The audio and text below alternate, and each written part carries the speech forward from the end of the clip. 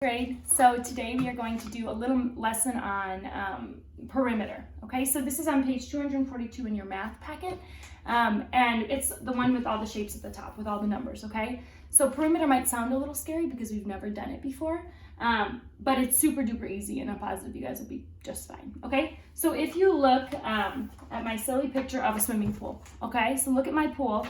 I want you to think of perimeter as walking around the outside of the pool. Okay, we're not on the inside of the pool, we're walking around the outside of the pool.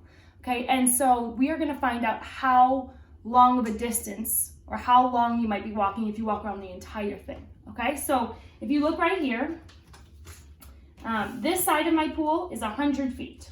Okay, so I'm just going to write down 100. Okay, that's 100 feet.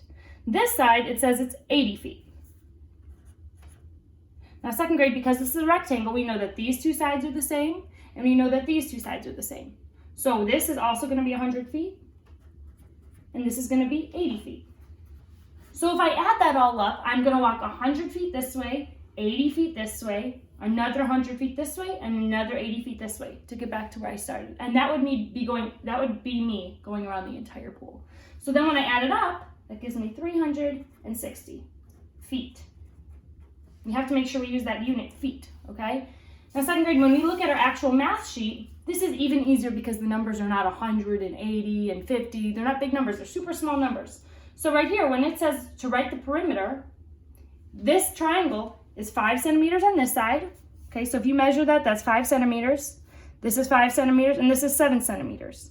So all I'm gonna do is I'm gonna add up the 5 plus the 5 plus the 7. And that's going to give me 17 centimeters. So they already have the centimeters there, 17. So perimeter is the same as walking around the shape, okay? It's just telling us the distance around the shape. So for this one, make sure you're thinking, this is a square. So each side is going to be exactly the same. So it only gives you one side. It tells you that this side right here is 3 feet long.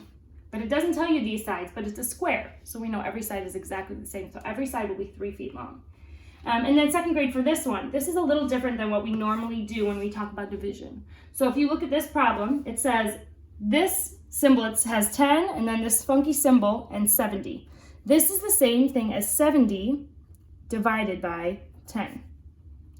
Now, if you guys remember our rule, when you multiply a number by 10, all you have to do is put a 0 at the end.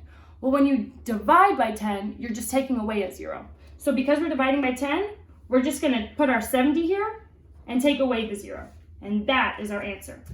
So where we put our answer when we have this funky symbol is right on top. 10 divided by 70 is 7. Okay, second grade? So I want you guys to go try this 10 divided by 10. Okay? All right, second grade, good luck.